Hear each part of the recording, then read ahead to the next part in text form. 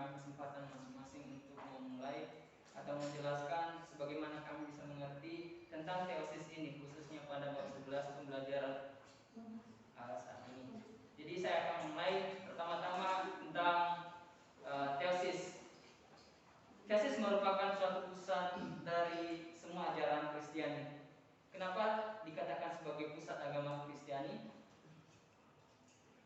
Dalam Matius 4 ayat 5 Matius pasal 5 ayat 48 mengatakan, karena itu haruslah kamu sempurna sama seperti Bapamu yang di surga adalah sempurna. Ini adalah patokan kita untuk mengapa kita harus melakukan teosis. Ini adalah perintah dari Tuhan Yesus sendiri menyuruh kita agar kita bisa sempurna seperti Bapa di surga. Inilah yang dimaksud teosis, kita mencapai kesempurnaan itu.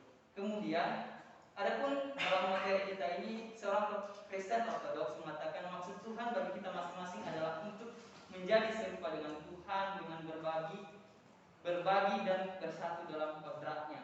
Yang ini sama artinya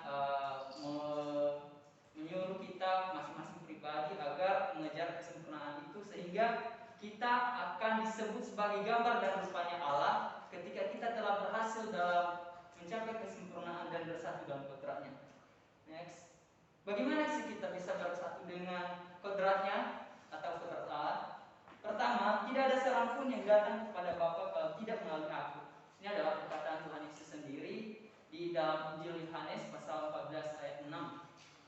Jadi tentu kita tahu bagaimana hal yang harus kita lakukan ketika kita menjalankan apa yang diperintahkan di dalam Alkitab. Itulah semua yang menjadi firman Allah yang perlu kita lakukan. Kemudian misteri persatuan antara umat manusia, yaitu kita semua dan Kristus adalah tujuan akhir dari inkarnasi, penyaguluban, kebangkitan, bahkan penciptaan secara keseluruhan. Jadi sama halnya yaitu kita harus meresponi inkarnasi, penyaliban, dan kebangkitan. Ini adalah suatu hal yang mendorong kita untuk mau mengejar keselamatan, mau mengejar kesempurnaan itu, karena kita mengingat sesuatu misteri yang pernah terjadi, di mana Tuhan Yesus Kristus pernah berinkarnasi karena dosa-dosa kita ini, dan Ia rela untuk disalibkan dan menguburkan dosa-dosa itu, sehingga sekarang tanggung jawab kita adalah merespon. Jadi makanya kita mempelajari teosis ini agar kita mengingat kembali bagaimana kebaikan Tuhan Yesus Kristus telah mati di salib, membawa segala dosa-dosa kita. Untuk itu kembali kepada diri kita masing-masing ya teman-teman, agar kita bisa meresponinya. Kemudian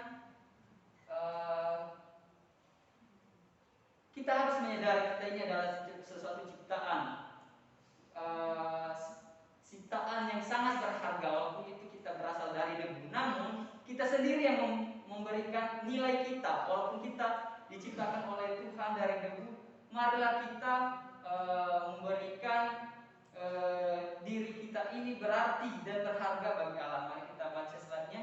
Jika kita membiarkan debu di dalam diri kita digerakkan oleh nafas Roh Kudus, maka dengan rahmat Tuhan kita bisa bangkit dari debu menjadi gambar Tuhan. Seperti yang saya katakan tadi, jangan kita membiarkan hidup kita yang fana ini diciptakan dari debu, terus nanti kalau kita mati atau kembali kepada debu, kita gak ada artinya sama sekali kalau kita belum mengerjakan teosis ini atau mengajar kesempurnaan. Jadi apa gunanya kita hidup selama ini? Apa gunanya debu ini? Apa gunanya kita diciptakan oleh Tuhan kalau kita tidak sampai kepada kesempurnaan? Kemudian dari debu menjadi rupa Tuhan, dari debu menjadi putra dan putri kerajaan Allah, dari debu sampai ahli waris kerajaan kekal Allah, dari debu menjadi bagian dari dalam dewa, dari debu hingga teosis menjadi dewa karena anugerah sebagaimana Yesus adalah kodrat Allah. Oke teman-teman, jadi kita harus tekankan, nggak ada gunanya hidup ini di dunia tanpa tujuan akhir kita, yaitu kita mencapai kesempurnaan dalam hidup kita. Kita bisa bersatu dengan Allah, kita bisa menikmati berkat Tuhan yang di akhir hidup kita, yaitu ketika kita telah mencapai teosis ini. Adapun faktor secara keseluruhan ya, orang tidak bisa bersatu dengan Allah, atau ia kadangkala tidak bisa menyelesaikan perilakunya. Mari kita lihat bersama. Karena dosa yang menahan kita dari kebesaran dan pencapaian teosis. Dosa memang kita sering lakukan setiap saat, tetapi ketika kita hendak atau mau berubah, itu kita pasti dikuatkan oleh Roh Kudus. Tuhan Allah atau Yesus Kristus sebelum dia naik ke surga, dia telah mengirimkan Roh Kudus untuk kita. Namun kalau kita mentiadakan atau tidak merespon Roh Kudus, maka dosa itu tidak pernah hilang atau tidak pernah kita lupakan atau kita nyaman dalam dosa itu. Solusinya di sini yaitu kita sekarang memiliki kepercayaan, yaitu sebagai umat Kristiani, melalui gereja atau melalui pengajaran-pengajaran kayak gini juga bisa, dimana kalau sebelumnya kita sering melakukan itu, dengan adanya solusi ini kita sering ke gereja mendengarkan firman Tuhan. Ini bisa juga salah satu solusi umum bagi kita. Kemudian solusinya yaitu seperti yang saya katakan tadi, kita merespon kasih Kristus yang menjadi penuntun keluar dari kegelapan. Kemudian mau diajak dan memberi hati kepada Tuhan, sama halnya yang tadi saya katakan barusan. Kemudian intinya itu dia pasti memiliki pengampunan untuk kita setelah kita melakukan ini ya teman-teman. Oke. Sekarang kita akan membahas aspek positif untuk mengerjakan teosis. Artinya yang mendorong kita. Di sini saya akan membagikan lagi transfigurasi manusia pertama, hal yang bisa membantu kita. Transfigurasi manusia itu apa sih? Transfigurasi manusia adalah manusia di mana kita memiliki kepribadian manusia lama yang harus kita ubah menjadi manusia baru. Artinya kita bersedia meninggalkan kebiasaan-kebiasaan yang buruk kita, sehingga kita memperoleh kasih Kristus itu mampu untuk mengubahkan hidup kita. Tanpa respon kita itu sia-sia. Transfigurasi tidak akan pernah tercapai. Kemudian mengenakan Kristus. Tentunya mengenakan Kristus tidak, walaupun saya tidak jelaskan secara saksama kepada kita, yang penting apa yang difirmankan dalam firman Tuhan atau dalam Alkitab bisa kita ikuti dengan baik, atau yang menurut kita baik dan benar, tentunya dari sudut pandang Alkitab atau di mana tempat kita berada, itu sudah sangat cukup untuk kita mengenakan Kristus. Ketiga, pemulihan citra Tuhan dalam diri kita. Ya, ketika kita telah meresponi tadi, kemudian kita tidak berulang lagi atau tidak selalu jatuh lagi di dalam dosa yang sama, berarti kita telah memulihkan citra Tuhan yang pernah kita rusak atau pernah kita bikin ternodai. Jadi ketika kita meresponinya itu tadi, berarti kita bisa memulihkan citra Tuhan itu dalam diri kita. Pemulihan persekutuan dengan Tuhan, ya sama halnya seperti yang saya katakan tadi, kita harus memberikan yang terbaik untuk Tuhan di masa di mana kita masih hidup, diberikan kesempatan. Kalau kita selama ini jauh dari Tuhan, berarti solusinya untuk mengejar keselamatan atau kesempurnaan yang diharapkan oleh Allah ini, yaitu salah satunya kita bersekutu dengannya. Persekutuan dengan Tuhan ini bisa saja kalau kita lagi duduk ini, kita ingat Tuhan. Itu dinamakan suatu hal yang simpel. Jangan kita berdoa untuk mata tutup, lipat tangan, melainkan kita selalu mengingatnya aja. Atau misalnya melalui Jesus Pray, itu bisa membantu kita untuk memulihkan persekutuan dengan Tuhan. Dan ini maka semua hal-hal yang akan timbul ketika kita selalu mengingat akan Tuhan atau selalu bersekutu dengan Tuhan, itu akan dihilangkan oleh kekuatan Roh Kudus dan bersama dengan Allah yang membaharui hidup kita. Kemudian partisipasi dalam kehidupan Tuhan. Kita harus lambat laun kita belajar untuk partisipasi dalam kehidupan Tuhan. Maksudnya Tuhan telah mengamanatkan kita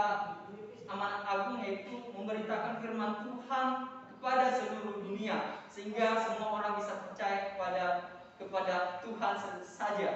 Jadi partisipasi kita mulai dari hal-hal yang kecil, marilah kita bertanggung jawab, marilah kita memberikan yang terbaik, karena yang terbaik itu merupakan berasal dari Tuhan saja. Jadi kalau kita sudah berhasil dalam ini, kita sudah berpartisipasi dalam hidupnya Tuhan.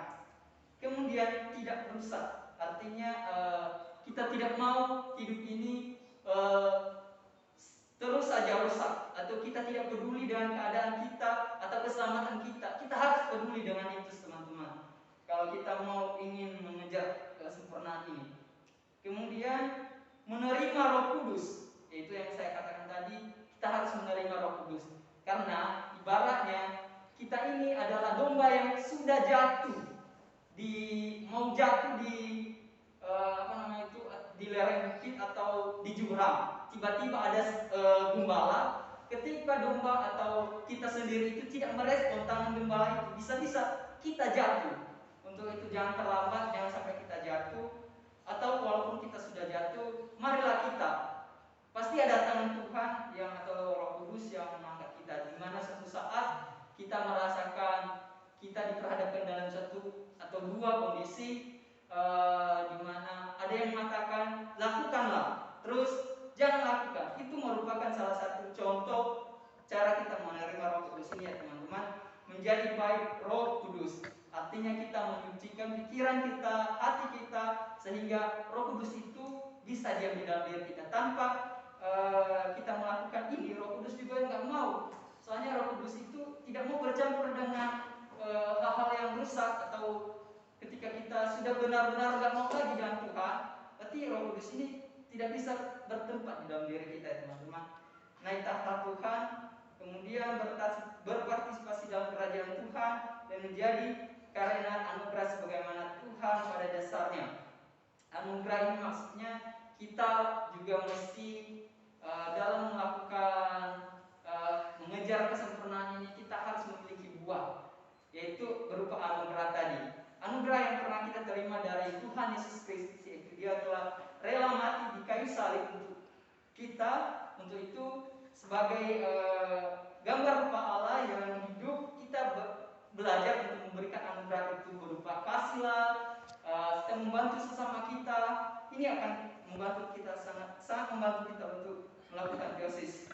Oke teman-teman, kita harus mengingat satu hal yang penting lagi, yaitu mengerjakan kesempurnaan atau mencapai teosis ini merupakan bentuk respon manusia akan keselamatan yang diberikan Kristus. Jadi saya ingatkan lagi teman-teman, dengan kita melakukan ini, kita tidak melakukan untuk dunia, kita tidak melakukan untuk, misalnya saya melakukan kebaikan biar saya dikenal, biar saya menjadi orang yang disenangi orang, bukan.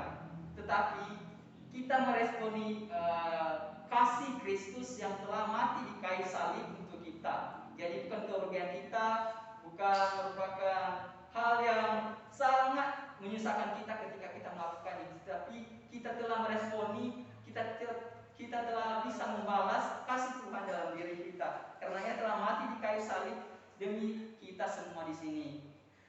Kemudian manusia telah diselamatkan dari maut, bukan berarti dia sudah bebas dari iblis. Namun dalam kebebasannya itu, apakah ia bisa bertemu dengan Kristus yang memberikan penebusan kepadanya? Oke, setelah kita mengetahui kita telah dibebaskan oleh Tuhan melalui kematiannya di atas kayu salib, itu bukan berarti kita aman, bukan berarti kita fair-fair aja. Jadi di sini pasti ada konsekuensi dari apa yang pernah kita lakukan. Tuhan pasti menyediakan kita juga seperti hal yang kita perbuat sebelumnya. Apa yang kita tabur, itulah yang kita tuai nanti. Jadi untuk itu, agar Kristus benar-benar telah berkorban untuk kita, apa yang kita lakukan sebagai orang yang percaya kepadanya, atau orang yang percaya bahwa Ia telah mati untuk menebus dosa-dosa kita, apa yang kita lakukan teman-teman, yang seperti hal yang telah saya paparkan tadi. Kalau kita mau benar-benar telah ditebus oleh Tuhan Kristus, Tuhan Yesus Kristus, yang kita lakukan adalah melakukan apa yang dikehendakinya dan menjadi serupa dengannya. Kemudian teman-teman, keselamatan sejati diperoleh dari pengudusan atau kesempurnaan hidup. Ya seperti yang pada slide pertama tadi, bahwa keselamatan yang dapat kita peroleh itu nggak ada yang menjamin keselamatan. Nggak ada yang bisa memberikan kita keselamatan secara cuma-cuma di dunia ini. Dan kita berasumsi, oh kalau saya melakukan ini pasti saya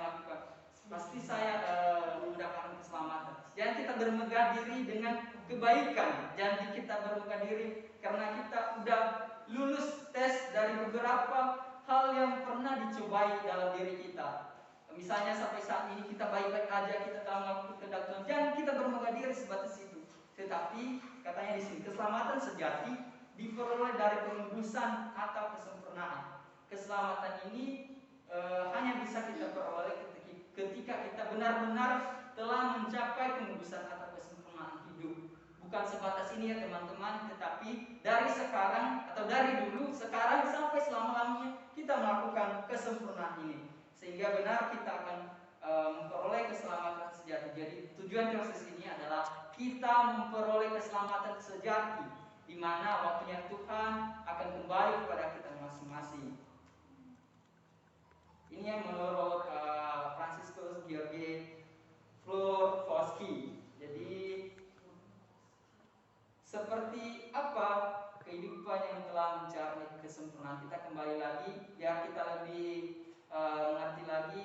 Saya mohon maaf kalau mungkin ada yang masih belum sempurna, tapi kita mencoba menggali lagi biar kita lebih mendapatkan pengetahuan lagi, yaitu mencerminkan terang dan kasih Kristus dalam hidup mereka. Kasih dan terang berarti kalau terang itu nggak mungkin nggak nampak dong, pasti ada wujudnya. Misalkan ini pun udah terang, tetapi karena ada lampu pasti nampak kan. Coba saya hidupkan dan matikan tadi, ada efeknya sedikit.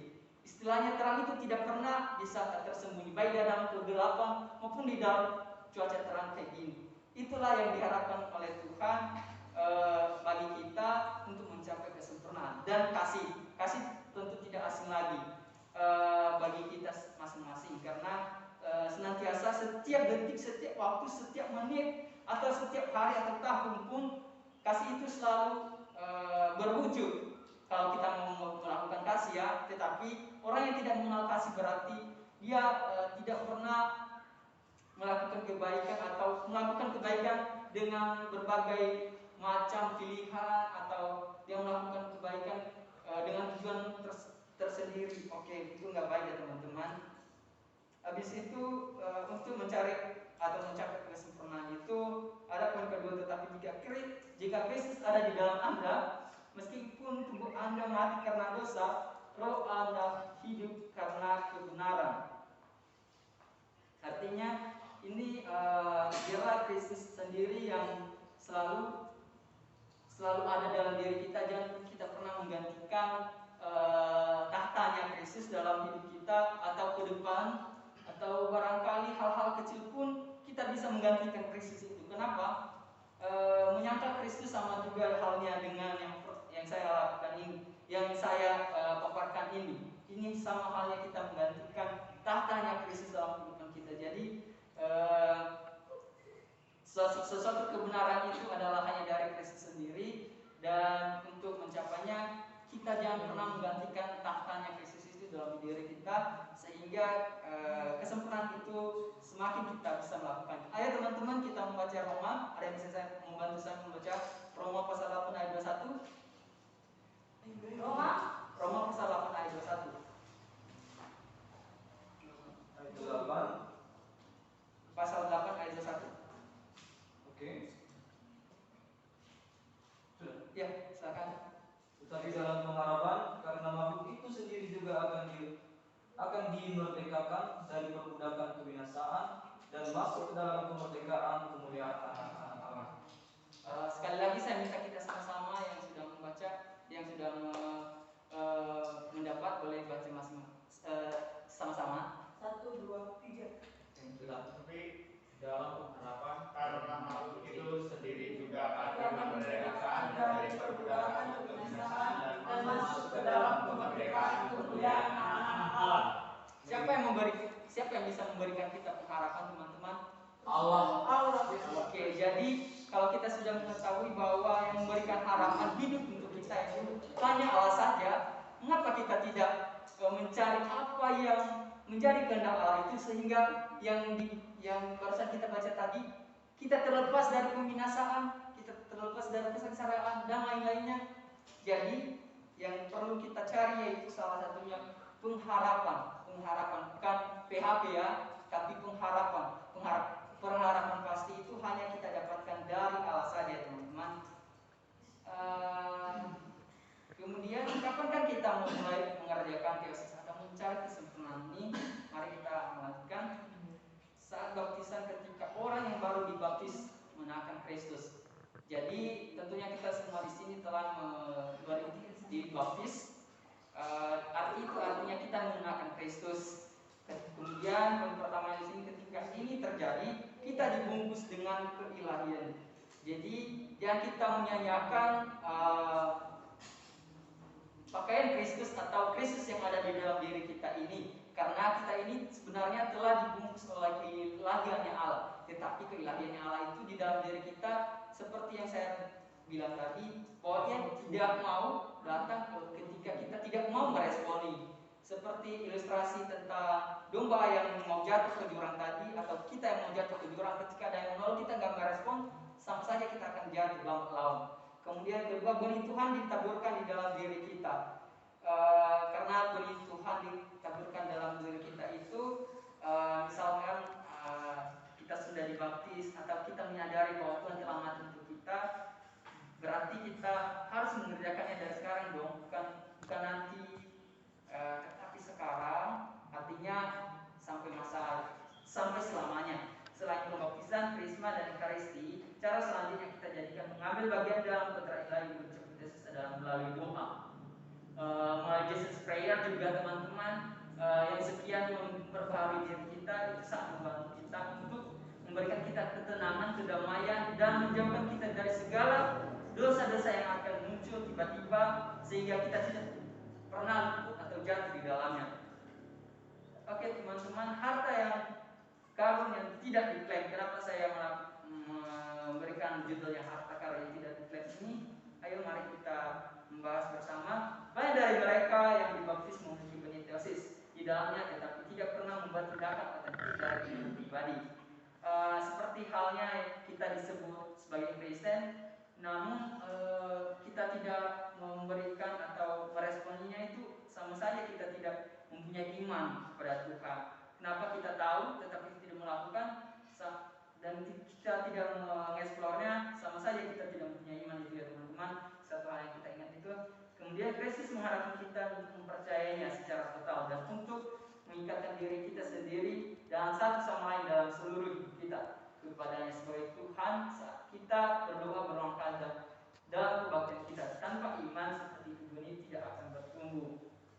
Jadi untuk melakukan atau memperoleh iman tadi, selain kita berbuat kasih, kita melakukan doa. Kita telah membahas tadi. Saint Atasanto Gregoris tadi dari Sinai menulis, karena yang telah kita terima dari Yesus Kristus dalam baptisan kudus adalah dikuburkan sebagai harta karun di tanah, seolah kita memiliki harta dalam bukti yang tertutup, yang kita biarkan tidak dibuka dan tidak diklaim. Jadi kita tidak memiliki harta atau teosis yang sebenarnya adalah milik kita. Artinya kalau kita membiarkan diri kita ini sebagaimana kita ada tanpa memperdulikan masa depan atau masa kekal kita, sama halnya kita membiarkan harta kita sebagaimana banyaknya harta kita, walaupun sampai sekarang sih karena kita sebagai pelajar atau mahasiswa kita memiliki harta lah ya. Jadi ibaratnya ini, kita memiliki harta terus kita udah pendam. Saat kita lagi membutuhkan, saat kita lagi krisis, kita biarkan aja harta itu. Kita nggak adil. Itu namanya kebodohan juga buat kita. Jadi harta ini disebut atau diibaratkan sebagai kesempurnaan hidup. Kalau tanpa harta ini atau kesempurnaan ini, kita tidak bisa lepas dari kesengsaraan atau kemiskinan kita. Jadi dalam hal ini yaitu dengan kita mengambil atau mengklaim atau meresponi atau mengerjakan keselamatan ini, maka kita terlepas dari kesengsaraan kita tadi atau kemiskinan kita tadi, di mana misalnya kita mau tiba-tiba kan, iya saya ingat ada harta saya kemarin saya kubur dalam-dalam atau 1 meter, saya gali aja itu biar saya lepas dari kemiskinan ini. Itu ibaratnya teman-teman mengerjakan keselamatan. Kalau kita sedang mengerjakan itu bahkan lebih dari kecukupan, bahkan lebih dari apa yang kita harapkan ketika kita telah mencapai tesis ini. Oke teman-teman, ini mungkin salah teknis, jadi sekian yang bisa saya sampaikan teman-teman.